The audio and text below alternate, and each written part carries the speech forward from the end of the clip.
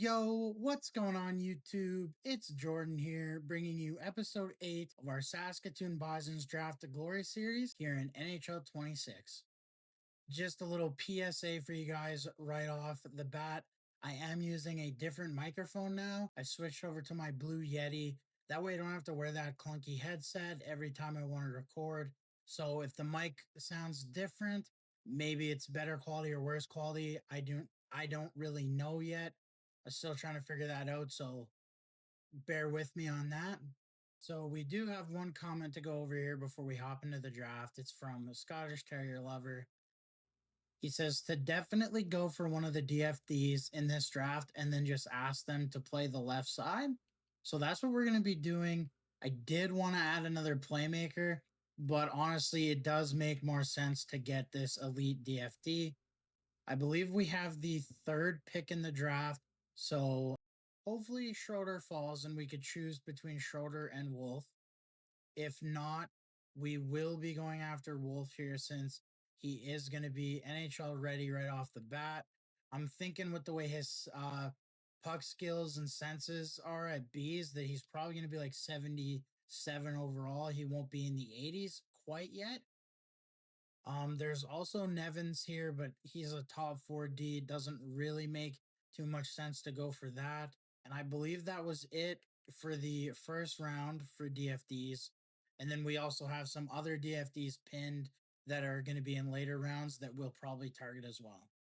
Just taking a quick look, we can see none of our AHL coaches retired, but we did lose Rick Tockett. That sucks because we just brought him in. So unfortunately, we are going to go back to our other coach. I believe it was Blashill. And then we'll do the same thing, right? We'll wait till around December, November, and then we will hire a new coach. But without further ado, let's hop right into the draft here. Want to try to get through this off-season stuff a little bit faster than we usually have. There you go. You can see Bates, he was the franchise player. Schroeder does go to Florida. So we will be taking Wolf, and then we will ask him to switch over to a lefty instead. With the third pick in the 2031 NHL entry draft, the Saskatoon Bison are proud to select from Sapa Liga, Paul Wolf. All right, so there you go, guys. We get our big stud DFD in the first round. Here we are now, round number 2. We did pin this Froloff guy. We're not sure. He looks to be a two-way forward. He's a 2-year ETA. I do like the idea of drafting him as well. We do need more forwards. We can wait here to get Vasily.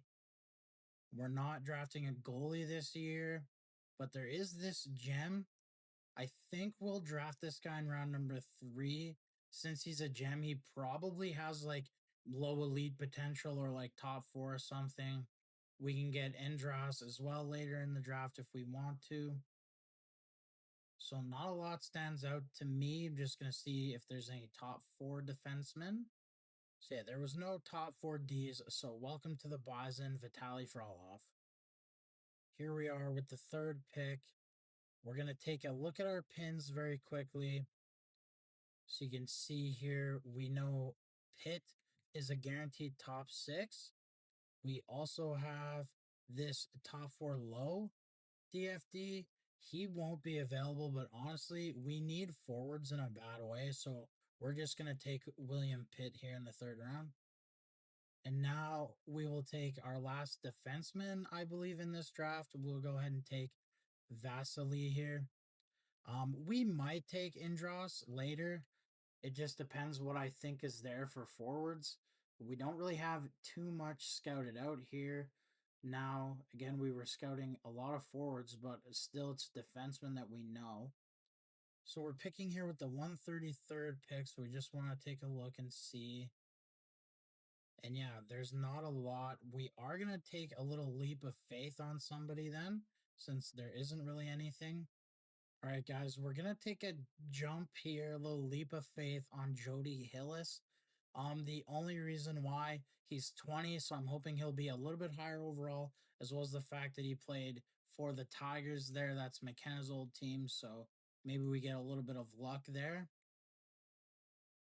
And we don't know a whole lot. We're gonna go ahead now, take another little leap of faith here on Eric James. And then with our seventh round pick, I know we want to take only forwards, but we're going to take a little risk here on this low elite since we don't really know anything else for forward wise. And for me, guys, that's a really good draft. We added a lot of guaranteed low elite and medium elite talent. And obviously, every draft you're gonna have your risks or your leap of faiths there, like we did. So I'll do all the resign phase off camera. Just want to show you guys what we're working with here. Liam Pugh, he's obviously the big fish that needs re-signed. He might end up becoming our most paid player. So we're gonna look for that 4-year deal just because it keeps him here as an RFA. Because if we go for 8 years, it's gonna be like 18, 19 mil just to get him to sign. So a 4-year deal, probably 13 mil is where I'm gonna look to land. And then Moran, we'll give him a decent contract as well. And you can see here the rest of these guys don't really matter too much. Like Bits, he's medium elite, but he's already 70. And we talked about that in the last episode. And you got Cullen here. So like you guys can just see like Cullen is from our first draft in 2025. You can see like these guys are 24 now. So like we're getting to the point where we just are gonna get a lot of our guys who we know are just gonna be stuck in the AHL. And then goalie wise, we've got Devin, Grigori, and Emelin, as well as Petrov. We are just going to let Petrov go. I don't remember if Emelin is also being let go. I'll have to just take a look. Yeah, as well. Emelin will also be let go. So yeah, we let go of those two goalies, and these are the 5 goalies we'll be running with next year. Now I'm gonna go re-sign all our players, figure out what the lines are gonna look like for both the NHL and AHL, and I will just catch you guys back up when we get to the regular season. All right, guys, here we are at the start of the regular season. This year, I'm deciding not to use preseason for AHL players. I just would rather know about our NHL team instead. So you can see here we've got McKenna, Kerman, and Pugh. The second line, Kuznetsov, Lieutenant, and Suter. So same as last year. And I do have some overalls wrote down. So we will be able to compare. Like we'll know if Kerman goes up or Lieutenant and so on and so forth. But our top 6 is looking pretty good. We really just need better centers. And in this next draft, we will try to target an NHL second line center. All right. And then down on the third line, guys, we've got Gallagher, Percy, and Jonas. Percy is not even a center. We don't really have too many centers, unfortunately, but I want to get these guys all a chance here.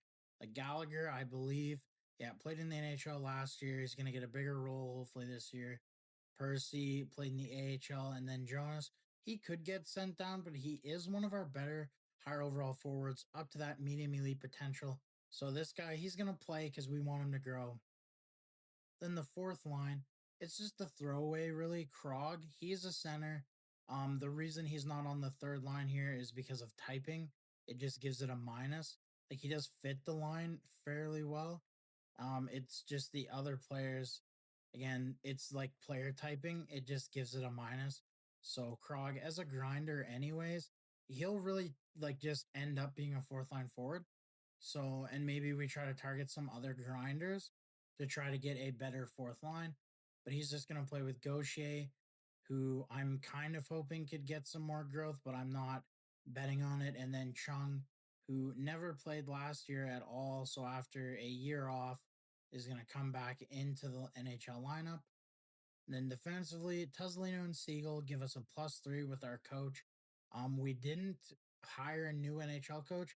Instead of Blashill, though, we have Mark Scheifele been promoted to the NHL head coach. So Tuzolino and Siegel give us a +3. So Swanson and Wolf gonna man the second pairing. That's gonna be for a 0. And then we'll give Moran NHL minutes this year and Koryaluk. He's got that low top 4 potential, so he's gonna be the on that bottom pair. And then goaltending wise, you've got Boris and Grigori. I might call up Devin a month or two into the year. We'll have to see what he looks like overall wise. And then scratched is just Ovechkin. We are gonna adjust the injury sliders just a little bit to hopefully get some injuries going this year. Like I'd like for them to happen since we have them on. AHL wise, we've got Facilius scratched, Henley, and then Kapanen and a Moot are just cap fillers, guys. You can see there, 24 million for a Moot and 23 million for Kapanen. I will get Facility into the lineup here really quick, so give me a quick minute. All right, so here's what the AHL lines look like. A lot of minuses. I'm going to try to get a better AHL head coach at some point during this season as well, because lots of these players are going to be stuck in the AHL probably their whole careers, right? So these are our AHLers. We need a coach that fits them. You can see here the newly drafted Janes, Cullen, and Heikkinen. Then you've got Frolov, Delarue, who I believe is now his second year in the AHL, hoping to see some growth from him with Franz in there. And then you've got Hillen, the newly drafted Hillis and Kravchenko. And then Masterlersky, Bobrovsky, and Odelian. And then, yeah, Koivu, Curtis, Bits, Volchenkov, and then Indros and Vasilev. And no matter what, guys, there's a minus somewhere. I can't get rid of the minus no matter what I do. So again, we're just going to have to try to find a coach that better fits our players. And we will be doing that in this episode.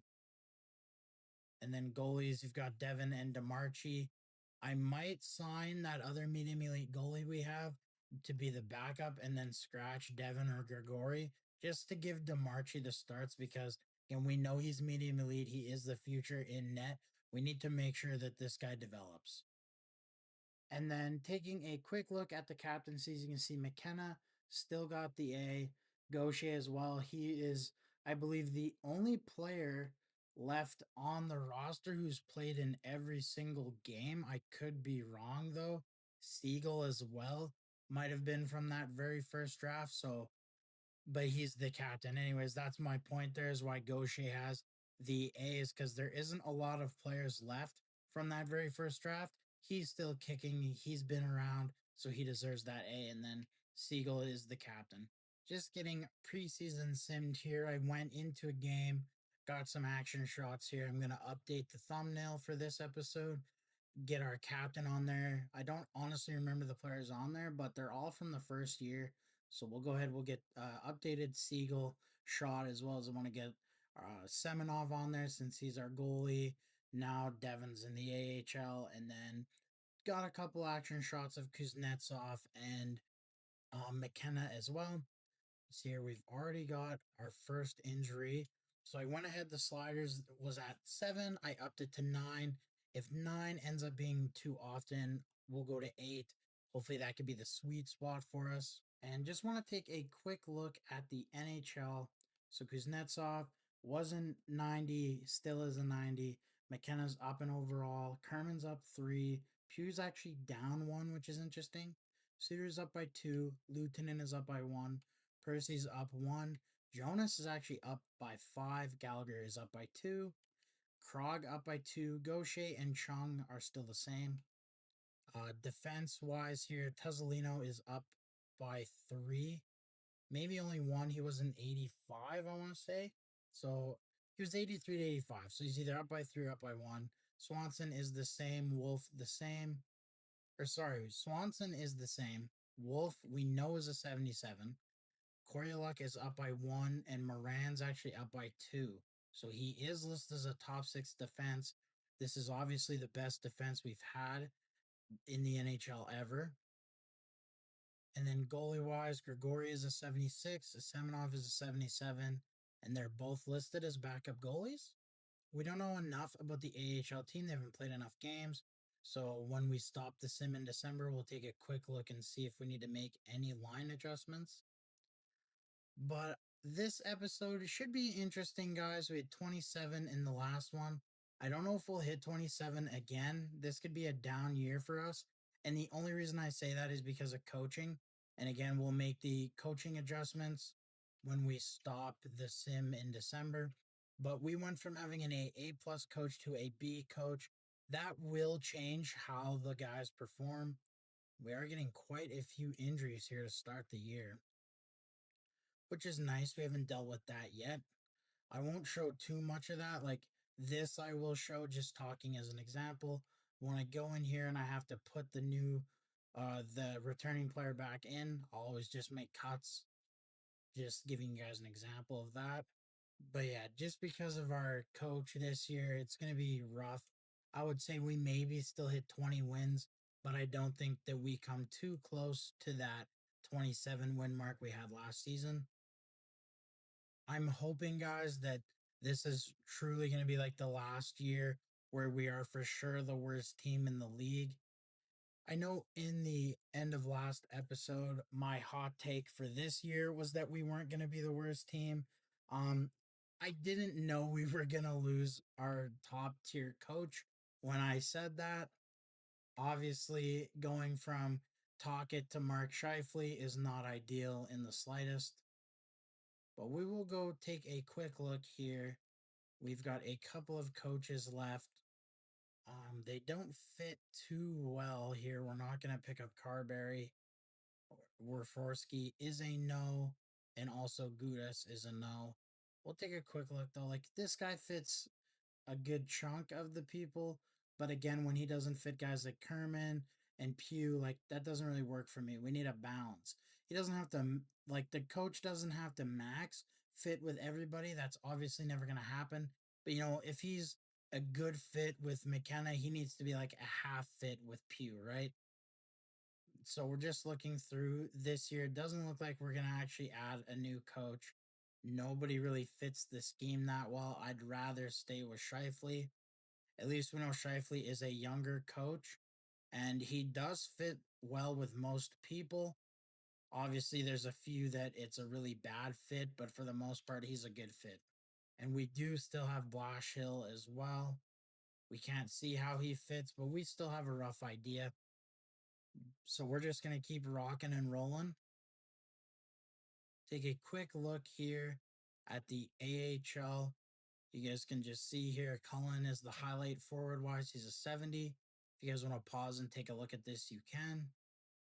And then defensively, I would say Curtis could get the call up to the NHL, but I think one more year in the AHL getting those top minutes could do him some good. And then, yeah, Devin and DeMarchi, 76 and 77. All right, guys, I went ahead and signed our medium elite goalie there, Chris Morrow. He is 66 overall. The only reason I signed him is because we're not a playoff team in the AHL. We went ahead and we took a look at that. We're like in the bottom of the division. And Devin, he's 25. Yes, he's got the medium starter potential, but again, he's 25. He's not reaching it. I would rather him be scratched and he can be the injury replacement goalie so that DeMarchi can get the starts and actually have the best chance to grow since he is our medium elite goalie down there in the AHL as well. So we'll just sim here to just pass the trade deadline. Hopefully we don't get too many more injuries. Hopefully we can turn it around and get some more wins as well. We'll hold off on looking at the draft class though for now. Again, I really like if we had Rick Tocchet still, guys, I fully believe that we're not a playoff team, obviously, but we're not the worst team in the league anymore. But it is tough when you lose that A plus coach and they are hard to come by. Maybe this is my mistake. There was a few of them available in free agency, but I didn't like the idea of going for them just because, I didn't like the idea of going for one just because we don't know the fit. But next year we might just go for one anyways. And if the fit's not good, we can always just demote him to a lesser role. We are getting quite a few injuries. Hopefully it's not too many more. Holy. There's our goalie going down, so Devin's getting back into the lineup. Hopefully that goalie's not down for too long. So you can see we're 9, 25, and 5. Just hit the 10 win mark. Obviously this year is not going to go the way we wanted it to. But again, with such a young team, you're really just wanting guys to get growth. Like this could be a big year for Kerman. is we come away there with 3 wins in a row and a shutout. Anyways, we need some more growth for Kerman. Pugh needs a little bit more growth. Lieutenant could still develop into a third line center. We need growth for him. All right, sorry about that there, guys. We're getting a lot of friggin' injuries. But we're powering through here. I just went. Okay, that's why he's fully healed. I just went and turned the sliders so that I know when they're fully healed, not when they're ready to play. But I mean, 14 wins. We could still hit 25. It's not too likely though, but you never know. Again, we really just need this growth for our younger guys. Kerman and Pugh could still grow a little bit. Like I said, Lieutenant, if Krog could get to an 80. And then defensively, we're just not quite there yet. And honestly, guys, I know I said I wanted injuries to be on for this series. I might go ahead and turn them off. Or again, just turn the sliders down really low. If 4 wins in a row there, can we make it 5 against the Leafs? It'd be interesting to see as we have another player returning from injury. Let's go ahead and get him swapped back into the lineup. And we were not able to make it 5 there, losing 5-3 to the Maple Leafs. I might turn injuries off for this series, as I was saying, where I want to have every episode be 1 year. This is a lot to manage, and it's popping up lots now. And all I did was turn the slider up 2. And we went from no injuries to a million injuries. We have 21 wins though already. We might get lucky still and eclipse that 27 if we can have a good last month. Obviously, some teams would have just gotten worse with just selling off a bunch of players. We'll take a quick look at the draft class here. We do not know a whole lot. Beach there is that Jam Medium Elite Sniper. One thing I am going to do, I have decided, is I'm going to switch back and forth. So 1 year at the deadline, I will go through and I will make sure I send all the scouts out. And another year, I won't. So last year I did, this year I'm not going to. We're just going to keep on going. Makes things a little bit more interesting, I say. Again, it's obviously nice when you know who most of the prospects are, but it adds a unique challenge when you don't.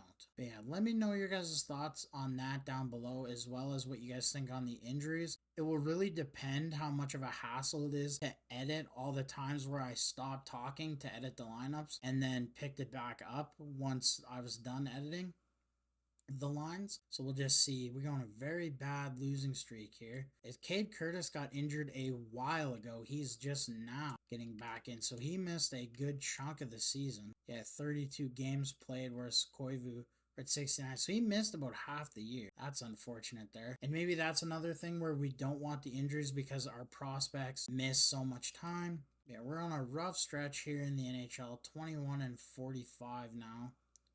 I mean, hopefully we can get a few more wins again. Once I knew we lost Rick Tocchet, I knew this was not going to be as good a year as last year. I'm pretty sure I will just go ahead and bring in an A-plus coach if there's any made available to us, just because I think having that NHL coach with A-plus is going to be better for us than running a B coach, even if the fit is not as good. I'll do my best to make sure that he fits with as many of the top guys as possible, as we're ending the season here with a few injuries. Let's see, can we at least get to 25 wins? So we only need 1 more win here in these next 2 games as Suter goes down with an injury. So there we go, guys. We do hit 25 wins again. All in all, I would say that makes this a good season.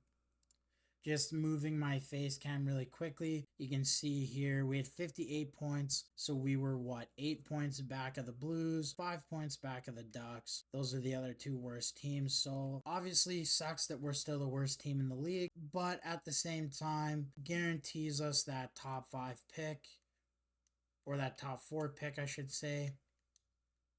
And yeah, with a shittier coach came a shittier stat line. So you can see McKenna, Pugh, Kerman, Kuznetsov, Suter, none of them having the years they had last year. Same with Lieutenant. Actually, I think Kerman had a better year, but that would be it. Siegel and Tuzzolino, not as good of seasons. Jonas, though, pretty happy with his 21 points. Gallagher hitting 24. Percy had a good rookie year. Wolf up to a 79 now. Pretty good rookie year for a DFD. Moran still a 79, but again, he's not an offensive defenseman, right? He's that two-way with low offensive awareness, so pretty good rookie year from him. And yeah, our goalies took a step back as well. Semenoff didn't hit that 900 save percentage and had a little bit worse goals against average. And I know Grigori's stats are worse than what Devin's were. And then giving you guys a quick look around the league, there's Rammer, the guy I wanted to draft the year we drafted Kerman. Looks like he's going to win the Calder. You had Bates, the franchise player there. So the Flames might be on the up and up there. Two top prospects. You've got Kuznetsov brother finally getting into the league there with 30 goals.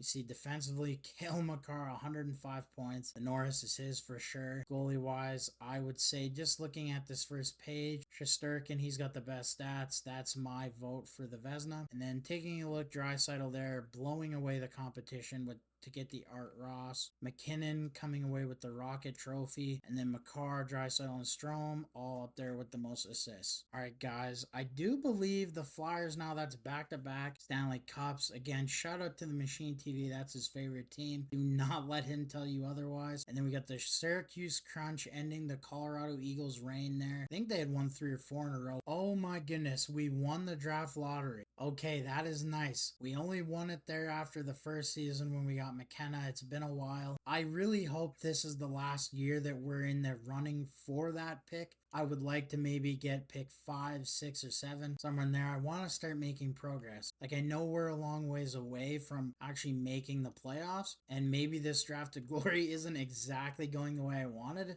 but we've got to get better, right? So you can see here, this is what we know. We've got Nabokov here. Not sure of his play style. We'll go ahead and do the player interview, and we'll see. Looks like he is a DFD, though. And then we've got Delorme, Mario Delorme. There, he's that playmaker. And then you've got Bush. He is a sniper. He would actually fit perfect on that second line. He might be the player I want to go after. It would make our second line be a sniper, power forward, playmaker, just like the first line is. And then rounding that out as London, but him being a two-way forward, that's just not really for me. And then we still have this medium elite sniper down here. But again, he's not a center, so not somebody I want to draft. We will quickly do the draft interview for Nabokov. This is probably the year where there's the most conversation, whereas like it could go either way on who we draft. Let's go make sure we didn't lose another coach. Thank God we did not. Now going right into this draft class interview. So hold up here, we can see now. Delorme is actually supposed to go first. Nabokov down to second. We will still interview him. We want to know what his play style is. I think it's going to be DFD. And it is. There we go. We can just go new topic, end the conversation, because that's all I wanted to know. And that is going to do it for this video, guys. Obviously not going to go into the draft without getting your guys' feedback. Again, I appreciate all the comments, all the love and support. It really means the world to me. But just to end off here, this is the question for today's episode. Nabokov or Bush? Yes, then Nabokov would give us that DFD, but this is the thing. Tuzzolino and Siegel, they work well together. They give that +3. So we have our DFD to play with Swanson, so we might not even need another DFD. Whereas we need high-end forward prospects. You're really only guaranteed 1 per draft. So my preference, guys, is that we just draft Bush. He's exactly what we need to complete that second line. And then we'd be about 3 lines deep with real NHL talent after guys like Luukkonen and company get some growth. As you can see here, like Krog up to a 78, Luukkonen's a 78, Gaucher's a 76. Like, we do have some NHL talent. Jonas is a 75. Like, he's grown a lot. He could be up to that 78 as well. You've got Gallagher there, Percy there. I think Percy's up to low elite. Correct me if I'm wrong. I'm pretty sure he was top 6 low. And then in the system, we've got some guys growing too, right? Like Frolov, we just drafted him, and he's a 70 already. Heekinen's up to a 70. Delarouve will be up to a 70. Kravchenko's only 20. He's a 69. So, like, the NHL talent is coming for sure, but we really got to draft just that one more elite forward. So that's where my head's at, guys. That's who I want to draft. Let me know if I'm wrong, what your guys' opinions are. Again, thank you guys so much for watching. I really do appreciate it. Make sure to like and subscribe, and YouTube will see you in the next one.